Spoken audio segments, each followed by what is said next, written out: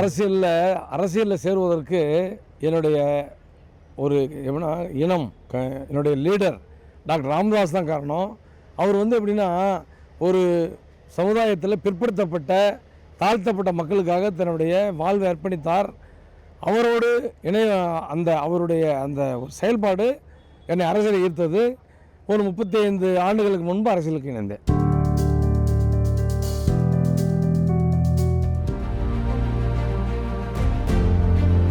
देश के लिए तमिलनाडु का कोई एक एमएलए और महाराष्ट्र का एमएलए बीजेपी के कांग्रेस के हो सकते हैं.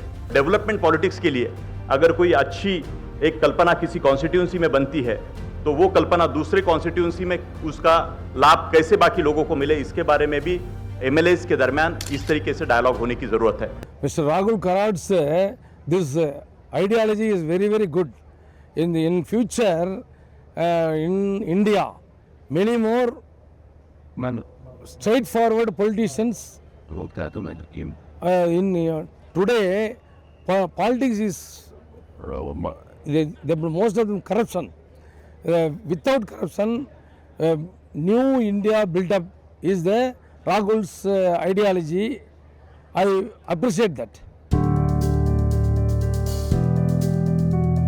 Educated people, qualified people, the urban city centers people, they must come in public life so that there is a very beautiful ecosystem to transform our country's governance, democracy and overall societal transformation. அதாவது படித்த இளைஞர்கள் தான் அரசியலுக்கு வரணும். அதுதான் எதிர்காலத்துக்கு நல்லது. அதுதான் எப்படின்னா வளர்ச்சி பாதையில் அவர்களை கொண்டு செல்லும்.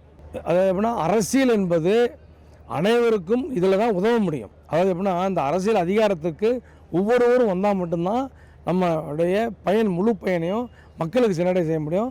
அனைத்து படித்த இளைஞர்களும் அரசியலுக்கு வர வேண்டும் என்பது தான் எங்களுடைய வேண்டுகோள். என்னுடைய மொபைல் ஆஃபீஸ் உருவாக்கப்பட்டதில் நோக்கம் என்னென்னா எப்படின்னாங்க என்னுடைய தொகுதியில் நகரமும் கிராமமும் சேர்ந்த ஒரு பகுதி. அந்த பகுதியை பொறுத்தவரையில் அந்த மொபைல் ஆஃபீஸை என்னை நேரில் சந்திக்க முடியாதவர்கள், வயதானவர்கள் என்னை பார்க்க முடியலனா கூட அந்த ஃபுல் செட்டப்போடு அங்கே போய் இருந்து அவங்களுக்கான தேவைகளை பூர்த்தி செய்வதற்காக தான் அந்த மொபைல் ஆஃபீஸ் உருவாக்கினேன். அது முழுக்க நானும் என்னுடைய தம்பியினுடைய ஆலோசனை தான்.